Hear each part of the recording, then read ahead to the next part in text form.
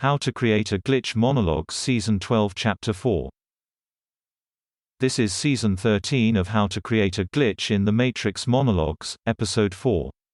In this episode we will be discussing how retrocausality is the product of the transition from consensual to non-consensual realities.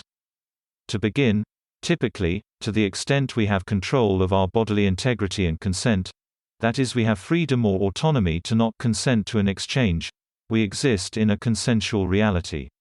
In so existing, there are outs in our behavior which permit folds in time, lost time, to the extent we do not consent. What this means is that our intersection points with others give them outs, to the extent we do not consent. This manifests as divergent narrative or sequential paths associated with two consciousnesses. In other words, we may experience a 5-minute conversation as a consensual reality, but our conversation partner may experience it as a 2-minute conversation followed by a pause, during which time they took a 15-minute smoke break and chatted with a colleague or coworker, before concluding with a 3-minute conversation. But we may only remember the 5-minute conversation as one sequence. Thus, outs are created by consensual realities, permitting divergence of two streams of consciousness. Now, in addition to producing outs, consensual realities are comprised of circumscribed behavior, limited to our conscious self-attributions. But consensual realities are also the source of our internal mind, which is created by the non-intersection of our impulses with others' behavior. Thus, folds in time, outs, and the internality of introspection are the product of a consensual reality. Further, the state has the power to impose a non-consensual reality on us, through its agents and their monopoly on force. Their ability to impose this non-consensual reality means that we lose the ability to self-censor our impulses, circumscribe our nature and behavior, and preserve the introspection of our internal mind.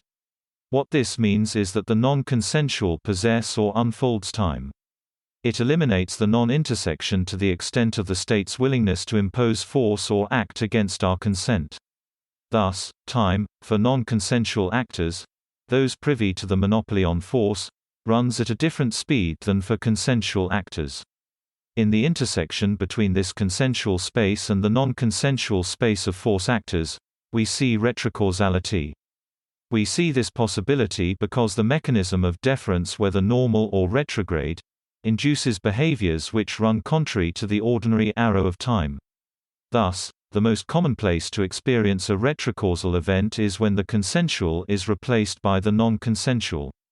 In the transition between consensual and non-consensual, the internal becomes external, and the regular becomes retrograde. In effect, deference runs just a little bit faster than the consensual. When there is no enclosure, open thoughts pair freely according to attention.